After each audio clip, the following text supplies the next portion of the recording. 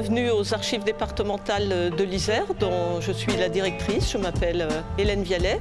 Et aujourd'hui, je vais vous présenter une exposition sur l'histoire des relations entre l'homme et la forêt en Isère, sur un temps très long, du Moyen-Âge à nos jours.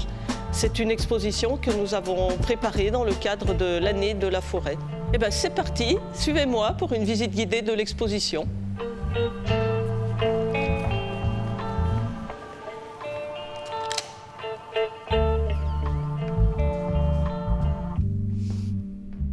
Bien, avant de découvrir l'exposition, je vais vous dire quelques mots des archives départementales, de nos missions, de notre rôle.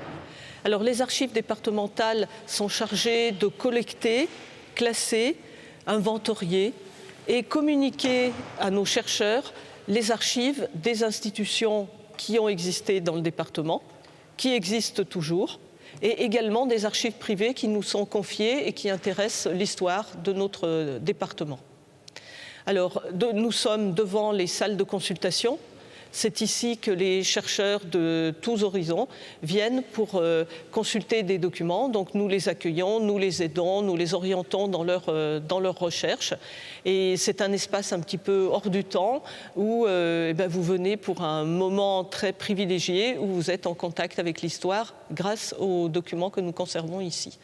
Donc ce bâtiment est à la fois comme un gigantesque coffre-fort, puisque au-dessus de vous, nous apercevons 6 niveaux de magasins qui ont une capacité au total de 69 km linéaires de documents. Et en même temps, un lieu d'accueil du public où tout un chacun peut venir mener des recherches dans notre belle salle de consultation.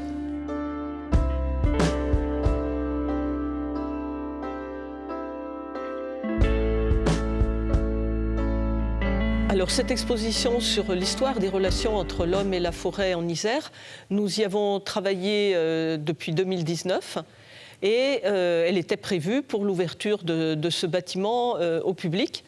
Elle est composée presque essentiellement de documents des différents fonds des archives départementales et elle a cette particularité de se placer à la fois sur un vaste espace, c'est-à-dire tout le territoire du département de l'Isère, et sur un temps très long, puisqu'on trouve dans cette exposition des documents du XIIIe siècle jusqu'à nos jours.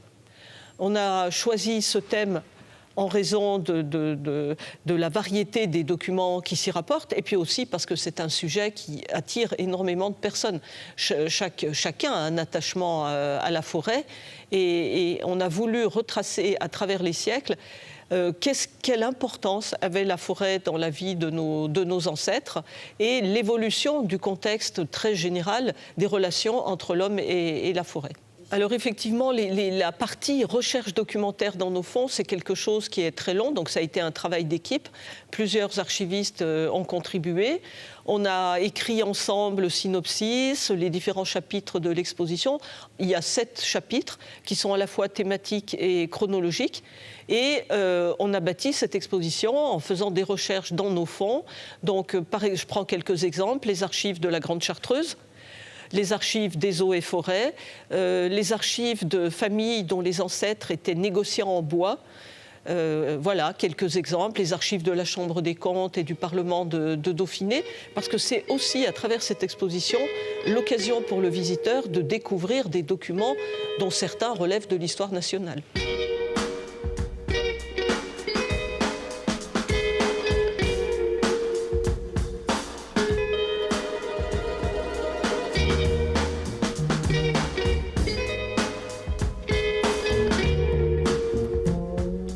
Alors nous nous trouvons ici dans la partie de l'exposition qui est consacrée au massif de la Chartreuse, parce que dans notre département, du point de vue historique, c'est le massif forestier par excellence.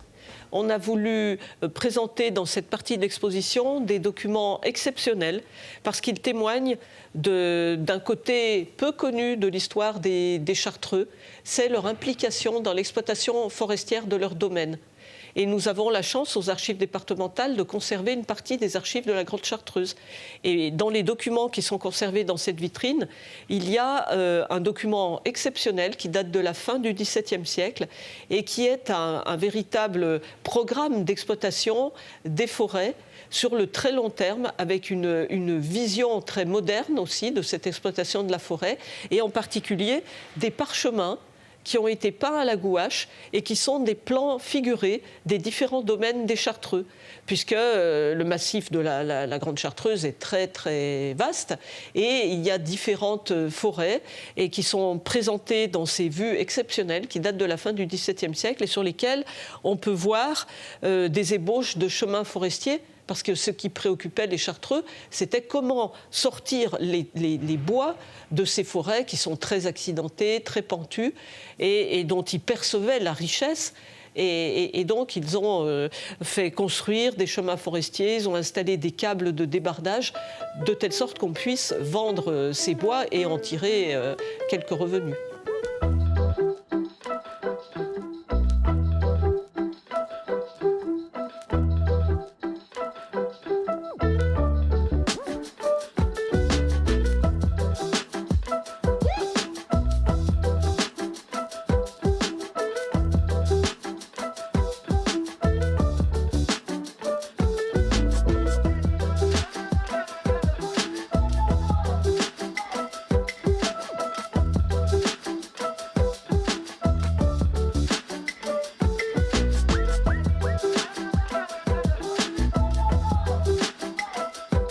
Alors nous nous trouvons devant une partie de l'exposition qui illustre un aspect méconnu de l'histoire de la forêt.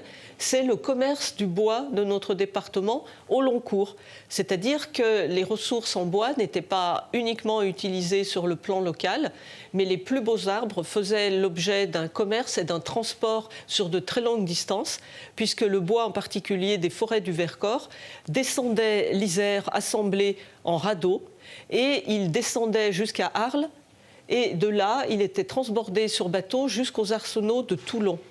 En effet, la marine royale, à partir du règne de Louis XIV, réclamait d'énormes quantités de bois de première qualité pour construire des navires de guerre, comme ceux que vous voyez par exemple sur cette gravure. Donc il y avait dans notre département de grands négociants en bois, dont nous avons des archives que nous présentons également sous la forme de ces correspondances, qui nous permettent d'imaginer ce trafic qu'il y avait sur l'Isère, de milliers de troncs d'arbres qui descendaient. Et voilà, on peut se dire que certains arbres des forêts du Vercors ont servi pour des frégates, pour des navires de guerre, pour des vaisseaux de 74 canons, de la fin du XVIIe jusqu'à la fin du XVIIIe siècle.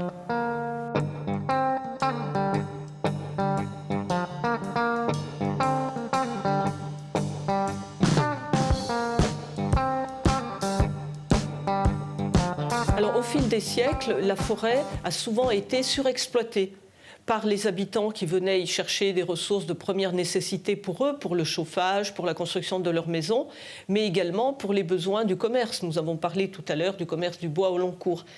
Les différents rois ont essayé de réglementer afin d'éviter cette surexploitation de la forêt. Et ici, nous présentons un document qui est exceptionnel, qui est un édit du roi François Ier, qui date de 1519, et qui est entièrement relatif à la protection de la forêt contre les abus, contre les coupes exagérées, contre le pillage des forêts, en fonction aussi des intérêts financiers de la couronne, mais aussi pour préserver le gibier. Parce que François Ier, dont vous voyez ici le portrait, était un roi qui aimait énormément la chasse. Donc là, vous avez un magnifique document d'archives qui est composé de 4 pots de parchemin cousus ensemble et qui portait autrefois, au bout de ces lattes de soie, le grand sceau vert du roi de France.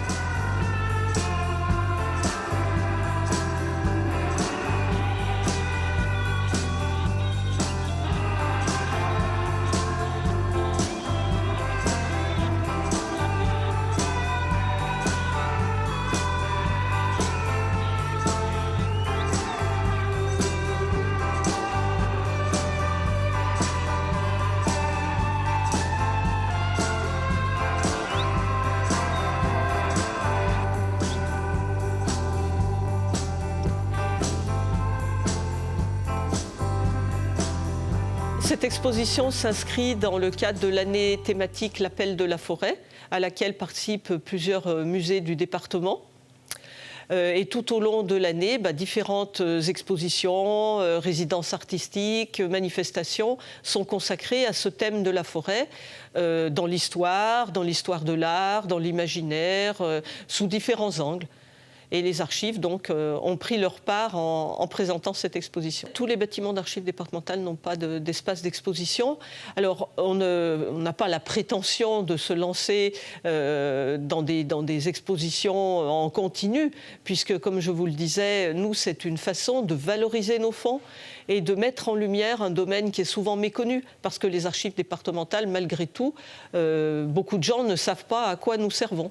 Donc, c'est bien aussi de sortir certains documents de nos magasins d'archives pour les mettre en lumière et les replacer dans leur contexte historique. Et là, nous avons choisi aussi un sujet qui est toujours d'actualité, parce que de plus en plus de nos contemporains se préoccupent pour l'avenir de nos ressources et de notre planète. Et finalement, la ressource en bois est au cœur de nos préoccupations. Merci de nous avoir suivis dans cette visite guidée. J'espère que vous aurez l'occasion de revenir visiter notre exposition. L'accès aux archives, que ce soit la consultation des documents ou la visite de l'exposition, c'est gratuit. Nous sommes ouverts du lundi au vendredi, entre 9h et 17h, plus tard le mardi soir et également un samedi par mois. Nous organisons également des visites guidées et des conférences autour de l'exposition. Merci de nous avoir suivis et à bientôt pour une nouvelle visite guidée.